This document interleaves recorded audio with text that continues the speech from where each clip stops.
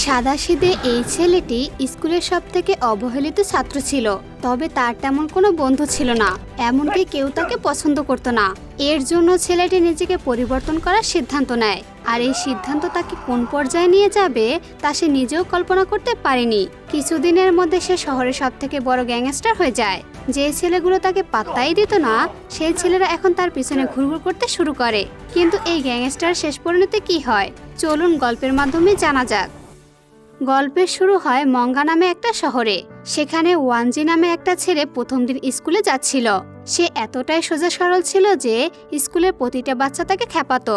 সেদিনও স্কুলের ছেলেরা তাকে উত্ত্যক্ত করার একটা ফন্দি আটে। টিফিনের সময় স্কুলের একটা ছেলে অঞ্জির খাবার ছিনিয়ে নেয় আর তাকে অপমান করতে থাকে। কিন্তু এবার অঞ্জি মনে মনে ঠিক করে যে সে আর কারো দাদাগিরি সহ্য করবে না। তাই সে উঠে দাঁড়িয়ে সেই ছেলের কাছ থেকে নিজের খাবার ছিনিয়ে আনে। এটা দেখে ওই ছেলে মনে মনে প্রচন্ড রেগে যায়। এরপর স্কুল ছুটি হলে সে তার দলবল নিয়ে অঞ্জিকে মারার জন্য ওৎ পেতে থাকে। কিন্তু ওয়ানজি তাদেরকে দেখা মাত্র উল্টো ঘুরে দৌড় দেয়। ওরাও তার পিছু নেয় আর কিছুক্ষণের মধ্যে তাকে ধরে ফেলে। তারপর সবাই মিলে অঞ্জিকে খুব বাজেভাবে মারধর করছিল। কিন্তু তখনই দুর্ঘটনাবশত অঞ্জির জুতোয় একটা ধারালো জিনিস আটকে যায় আর সে ওই জুতোটা উঠিয়ে ভয় দেখিয়ে বদমাশগুলোকে তাড়িয়ে দেয়। ঠিক ওই সময় ওখানে ওই গ্যাংয়ের শত্রু দলের লোকেরা সেখানে দাঁড়িয়েছিল আর তারা এই কাণ্ড দেখে খুব জোরে হাসতে শুরু করে। তখনই সেই দলের লিডার জাইলং ঠিক করে যে সে অঞ্জিকে তাদের দলে টেনে নেবে। পরের দিন যখন অঞ্জি স্কুলে আসে তখন জাইলং এবং তার বন্ধুরা তাকে তাদের গ্রুপে আসার অফার দেয়। অঞ্জি বুঝতে পেরেছিল যে এই স্কুলে টিকে থাকতে হলে তাকে শক্তিশালী লোকদের সাথে থাকতে হবে। এই জন্য সে জাইলং এর সাথে হাত মেলায়। এরপর জাইলং তাকে আগের দিনের অপমানের প্রতিশোধ নিতে বলে। কিন্তু অঞ্জির মধ্যে তখন একা যাওয়ার মতো সাহস ছিল না। তখন নিশা নামের একটা ছেলে এসে তাকে অভয় দেয়, যার পর অঞ্জি শেষমেশ ওই দুষ্ট দলটার উপর চড়া হয়। এখন সে জাইলং এর দলের একজন পাক্কা সদস্য হয়ে উঠেছে। এর পাশাপাশি সে এখন স্কুল কামাই করে অন্য সব গ্যাংয়ের সাথে মারামারি করে বেড়াতো। জাইলং এর গ্রুপের ছেলেরা এখন তার সবচেয়ে কাছের বন্ধু। জাইলং ছিল ওই শহরে এক নামী গুন্ডা গীতার ছেলে। তাদের এই দলে নবা এবং আবু নামে আরো দুজন ছিল। মাত্র কয়েক সপ্তাহের মধ্যে অঞ্জিও তাদের মতো গুন্ডা হয়ে যায়। অঞ্জির এমন স্বভাবের জন্য স্কুল থেকে তার মায়ের কাছে অভিযোগের চিঠি পাঠানো হয়, যা দেখে তার মা ভীষণ চিন্তায় পড়ে যায়। কিন্তু অঞ্জি তাতে বিন্দুমাত্র কিছু এসে যেত না। সে নিজের জন্মদিন উদযাপন করতে বন্ধুদের সাথে বাইরে বেরিয়ে পড়ে। তারা সবাই মিলে একসাথে দারুণ পার্টি এবং নাচ গান করে। এরপর তারা একটা মন্দিরে গিয়ে আজীবন একসাথে থাকার শপথ নেয়।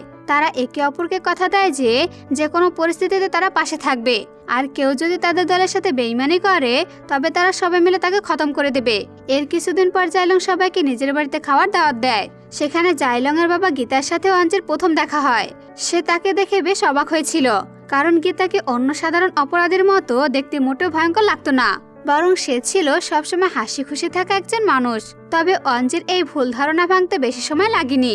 যখন সে নিজের চোখে দেখে যে শত্রু কাটা আঙুল দেখে গীতা মনে মনে প্রচন্ড আনন্দ পাচ্ছে। এর কিছুদিন পর জাইলং তার বান্ধবী সিমির সাথে দেখা করতে বের হয় এবং তার বন্ধুরা তার সাথে যায়। কিন্তু সেখানে গিয়ে জাইলং সিমির সাথে কথা না বলে নিজের বন্ধুদের নিয়ে মেতেছিল। এতে সিমি ভীষণ রেগে গিয়ে ওখান থেকে চলে যায়। ঠিক ওই সময় তাদের শত্রু দলের একটা ছেলে সেখানে উপস্থিত ছিল।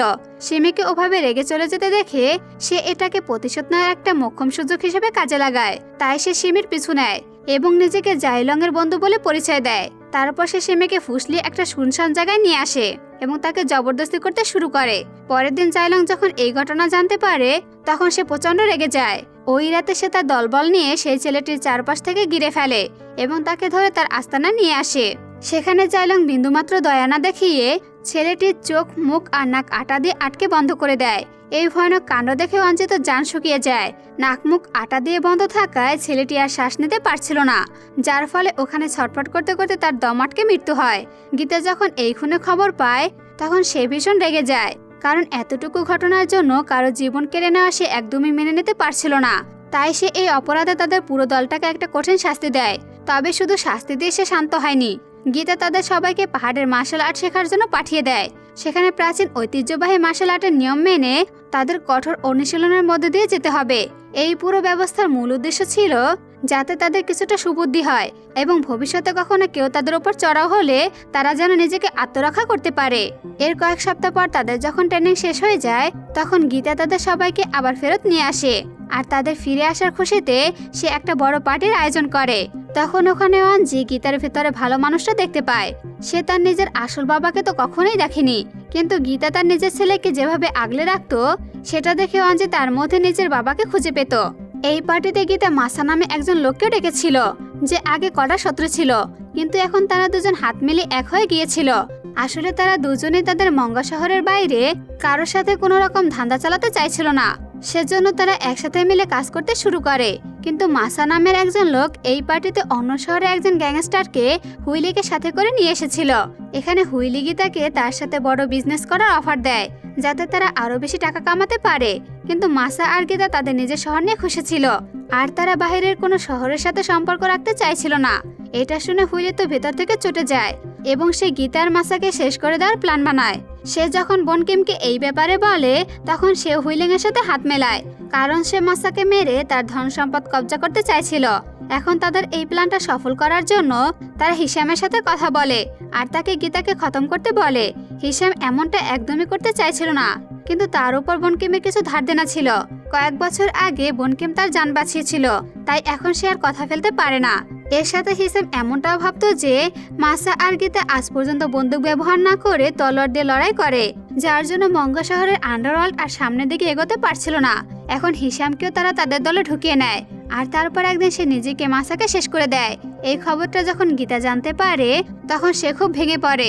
বনকিম এই সুযোগটা হাতছাড়া না করে গীতাকে বলে যে মাসাকে বাইরের কোনো গ্যাং এসে মেরেছে, আর সে মাসার খুনিদের খুঁজে বের করার জন্য গীতার কাছে সাহায্য চায়।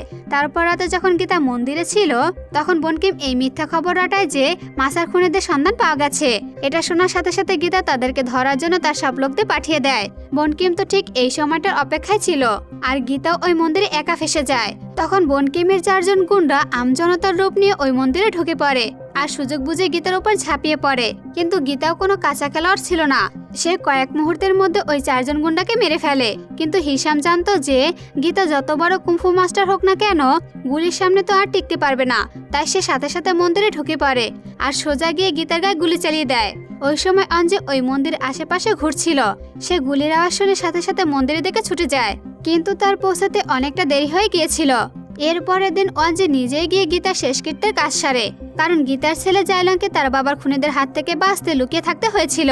হিসামও এটা ভালো করে জানতো যে যতক্ষণ পর্যন্ত তার বন্ধুরা মঙ্গা শহরে থাকবে ততক্ষণ বনকিমের লোকদের বিপদ তাদের ওপর চলতেই থাকবে।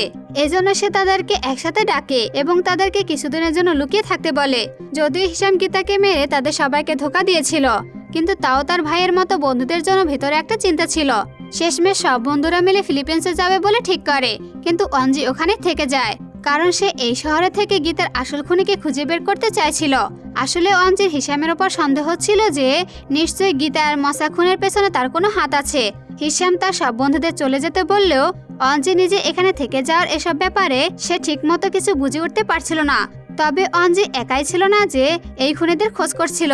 ওই রাতেই নবা সবার চোখ ফাঁকি দিয়ে বাহিরে বের হয়, কারণ তার সন্দেহ ছিল যে বনকিম নিশ্চয়ই গীতাকে মেরেছে। তাই সে সোজা বনকিমের সামনে গিয়ে এটা জিজ্ঞাসা করতে যায়, কিন্তু বনকিম ওই সময় হুইলিং এর সাথে ছিল।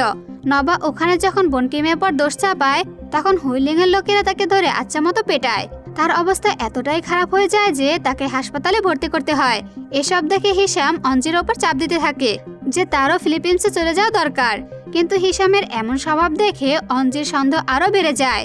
তখন সে হিসামের কথা মতো ফিল্মসে যাওয়া নাটক করে। এরপর অঞ্জি হুইলিং এর সাথে দেখা করে। সেখানে জানা যায় যে সে আগে অঞ্জির মায়ের পুরনো বয়ফ্রেন্ড ছিল। অঞ্জি জানতো যে গীতার হত্যা বদলা নিতে গিয়ে তার নিজেরও জান যেতে পারে, তাই সে হুইলিংকে তার মায়ের খেয়াল রাখতে বলে। হুইলিং তাকে অনেক বোঝানোর চেষ্টা করে, কিন্তু অঞ্জি তার কথা না শুনে ওখান থেকে চলে আসে। এরপর রাতে হুইলিং অঞ্জির মায়ের সাথে দেখা করতে তাদের বাড়িতে যায়, আর তখন এই আসল ব্যাপারটা সামনে আসে যে হুইলিং শুধু তার মায়ের পুরনো প্রেমিকই নয়, সে তার আসল বাবা। অঞ্জির মা এতদিন এই কথাটা অঞ্জি আর হুইলিং এর দুজনের কাছ থেকে লুকিয়ে রেখেছিল। সেখানে যখন হুইলিং জানতে পারে যে অঞ্জি তার নিজের রক্তের ছেলে আর সে বদলা নেওয়ার জন্য মরতে এবং মারতেও রেডি, তখন সে সাথে সাথে তার ছেলেকে খুঁজতে বেরিয়ে পড়ে। ওদিকে অঞ্জি তার বন্ধুদের সাথে মন্দিরে ছিল, যেখানে তারা সবাই ফিলিপসে যাওয়ার আগে প্রার্থনা করতে এসেছিল। কিন্তু যখন তারা সবাই ওখান থেকে চলে যাচ্ছিল তখনই হঠাৎ অঞ্জি হিসামের গলায় চাকু বসিয়ে দেয় আর তাকে সবার সামনে স্বীকার করতে বলে যে সেই গীতা আর মাসাকে শেষ করেছে। অঞ্জির পুরো বিশ্বাস ছিল যে হিসাম ওই খুনিদের সাথে হাত মিলিয়েছে, আসলে সে গত কয়েকদিন ধরে হিসামের পিছু নিয়ে তার সব কাজকর্মের উপর নজর রাখছিল। তখনই সে দেখে যে হিসাম বনকিম আর হুইলিংয়ের সাথে এমনভাবে দেখা করছে যেন তারা বিজনেস পার্টনার। শেষমেশ হিসাম মেনে নেয় যে সেই গীতা আর মাসাকে মেরেছিল। তবে এর সাথে সে এটাও বলে যে এসব সে মঙ্গা শহরে ভালোর জন্যই করেছে। এসব ব্যাপারে যে আরও কিছু কথা হবে তার আগে বনকিমের লোকেরা মন্দিরে ঢুকে তাদের ওপর চড়া হয়। এখন জাইলং আর আপু অঞ্জিকে ছেড়ে বরং হিসামের লোকদের সামলানোর কাজে লেগে যায়। ওখানে তাদের এমন মারাত্মক লড়াই দেখে হিসাম একদম হা হয়ে যায়। সে বুঝে উঠতে পারছিল না যে এখন তার বন্ধুদের সঙ্গ দেওয়া দরকার নাকি বনকিমের লোকদের সাহায্য করা উচিত। কিন্তু সে যখন দেখে যে তার বন্ধুরা সত্যের জন্য নিজের জান প্রাণ দিয়ে লড়ছে তখন তার মধ্যে জোশ চলে আসে। সে জাইলংদের সাহায্য করবে বলে ঠিক করে, যার পর সে তার চাকুর এক আঘাতেই শত্রুপক্ষের একজন কান কেটে ফেলে। ঠিক তখনই চারপাশ থেকে পুলিশের সাইরেন আওয়াজ শোনা যায়। হিসাম ভাবে যে এটাই কেটে পড়ার সঠিক সময়, কারণ সে যদি অঞ্জির হাতে ধরা পড়ে তবে অঞ্জি তাকে আস্ত রাখবে না। তাই সে সাথে সাথে ওখান থেকে পালিয়ে যায়। হিসামকে পালাতে দেখে অঞ্জিও তার পিছু নিতে শুরু করে। অঞ্জি বেশ জখম হয়েছিল, কিন্তু তার মাথায় তখন বদলানোর আগুন জ্বলছিল। তাই সে ঠিক করে নিয়েছিল যে হিসামকে আজকে ধরতেই হবে। কিন্তু হিসাম যে কোনোভাবে অঞ্জির চোখ ফাঁকি দিয়ে আড়াল হয়ে যায়। সে সোজা তার আস্তানায় গিয়ে একটা বন্দুক বের করে আর তারপর অঞ্জির সাথে মোকাবিলা করতে চলে আসে। সে অঞ্জির গায়ে কয়েকটা গুলি চালিয়ে তাকে মারাত্মকভাবে আহত করে ফেলে। ওখানে হিসাম তার সবকিছুর জন্য অঞ্জিকে দায়ী করতে শুরু করে। সে বলেছিল যে অঞ্জি যদি চুপচাপ ফিলিপসে চলে যেত তবে এসব কিছুই হতো না। এখন অঞ্জি বুঝতে পারছিল যে তার হাতে আর বেশিক্ষণ সময় নেই। তাই সে বন্ধুত্বের টানে শেষবারের মতো হিসামকে জড়িয়ে ধরতে বলে। এমনটা দেখে হিসামের চোখেও জল আসে আর সে অঞ্জিকে বুকে টেনে নেয়। কিন্তু এই পুরো ব্যাপারটা ছিল অঞ্জির একটা চাল। যেই হিসাম তাকে জড়িয়ে ধরে অমনি অঞ্জি তার পিঠে চাকু ঢুকিয়ে দেয়। তখন হিসাম রেগে গিয়ে আবারও অঞ্জির গায়ে গুলি চালিয়ে দেয়। সে আরও বলে যে ওই গীতা লোকটা এতটা ভালো ছিল না আর তার চক্করে তুই নিজের বন্ধুকে মারতে চাইছিস। আসলে হিসামের বাবাও গীতার অনেক ভালো বন্ধু ছিল, কিন্তু পরের দিকে গীতা তার বাবা ডানা কেটে দেয়। এই ব্যাপারটার জন্য হিসাম কখনোই গীতাকে ক্ষমা করেনি। ঠিক তখনই পিছন থেকে জাইলং এসে হিসামের পিঠে এমন জোরে আঘাত করে যে সে ওখানে মাটিতে লুটিয়ে পড়ে। হিসাম তার ভাইয়ের মতো বন্ধুদের ধোকা দিয়ে তাদের করা প্রতিজ্ঞা ভেঙেছিল আর তাদের করা প্রতিজ্ঞা অনুসারে এখন তার বন্ধুরা মিলে তাকে শেষ করে দেয়। আর এরই মধ্যে এই মুভিটা এখানে শেষ হয়ে যায়। বন্ধুরা, গল্পটি কেমন লাগলো কমেন্ট করে জানাতে পারেন। ধন্যবাদ।